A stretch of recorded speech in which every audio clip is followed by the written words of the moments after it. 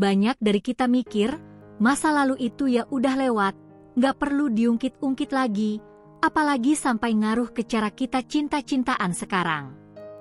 Atau, ada juga yang percaya kalau cinta sejati itu bisa menyembuhkan semua luka masa lalu. Tapi, gimana kalau gue bilang, itu mitos terbesar yang bikin kita makin nyangkut di pola hubungan yang sama terus? Gue tahu, mungkin sekarang lo ngerasa kayak, hah? Kok bisa sih? Atau, jangan-jangan gue banget nih. Tenang aja, lo nggak sendirian kok kalau mikir gitu atau kalau lagi struggle sama pola-pola yang nggak sehat dalam hubungan. Perasaan bingung, frustasi, atau bahkan hopeless itu valid banget, dan banyak banget yang ngalamin hal yang sama. Secara ilmiah, trauma masa kecil itu bukan cuma kenangan buruk di kepala, tapi juga bisa membentuk ulang kabel-kabel di otak kita, terutama di bagian yang ngatur emosi dan respon stres. Ini yang bikin pola attachment kita terbentuk, gimana kita melihat diri sendiri dan orang lain dalam hubungan. Jadi, luka di masa lalu itu bisa beneran mubah software cinta kita, loh. Nah, sekarang coba deh perhatiin, ada nggak sih tanda-tanda ini di hubungan lo?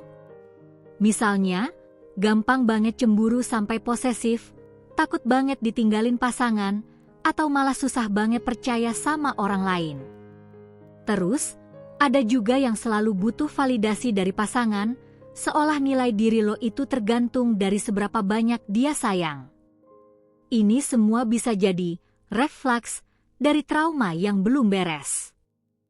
Mitos pertama yang sering banget gue dengar, kalau lo cinta banget, semua trauma lo pasti hilang dan sembuh sendiri.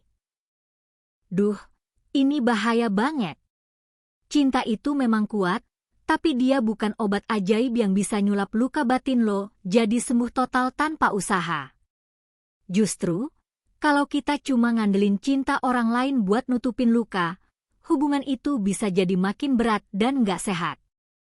Mitos kedua yang nggak kalah menyesatkan, orang yang punya trauma masa kecil itu pasti toksik dan nggak bisa punya hubungan sehat.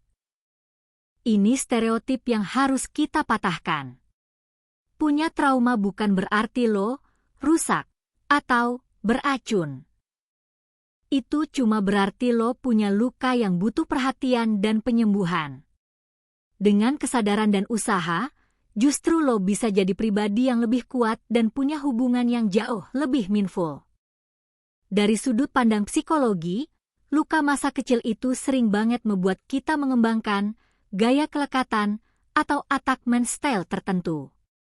Ini kayak blueprint nggak sadar yang kita bawa ke setiap hubungan. Kalau di masa kecil kita ngerasa nggak aman atau diabaikan, kita bisa jadi insecure attachment yang bikin kita punya pola takut ditinggal atau malah menghindar dalam hubungan. Ini semua terjadi secara otomatis, loh. Kalau trauma ini terus diabaikan, dampaknya bukan cuma ke hubungan asmara, tapi juga ke fisik dan mental lo secara keseluruhan. Stres kronis, kecemasan berlebihan, depresi, sampai masalah kesehatan fisik kayak sakit kepala atau gangguan pencernaan bisa muncul. Hubungan yang gak sehat juga bikin lo cepet burnout, capek hati, dan ngerasa gak berharga. Sayang banget kan, kalau potensi lo gak keluar maksimal cuma karena ini? Oke, jadi apa yang bisa lo lakuin mulai hari ini? Pertama, mulai dengan self-awareness. Coba deh identifikasi trigger lo. Apa yang bikin lo tiba-tiba cemburu, takut, atau marah? Kedua, journaling. Tulis semua perasaan dan pikiran lo tanpa filter. Ketiga, belajar batasan. Penting banget untuk tahu kapan bilang iya dan kapan bilang enggak demi kesehatan mental lo. Ini bukan egois, tapi self-care. Nah, gimana cara ngomongin ini ke pasangan biar nggak awkward atau malah jadi berantem? Kuncinya adalah komunikasi yang jujur dan non-judgmental. Pilih waktu yang tepat, pakai kalimat "aku merasa" daripada "kamu selalu". Jelaskan dampak trauma ini ke diri lo, bukan menyalahkan dia. Ingat, ini tentang kalian berdua bekerja sama untuk membangun hubungan yang lebih kuat dan sehat, bukan mencari siapa yang salah. Jadi, momen kita hari ini adalah trauma masa kecil itu bukan takdir yang gak bisa diubah.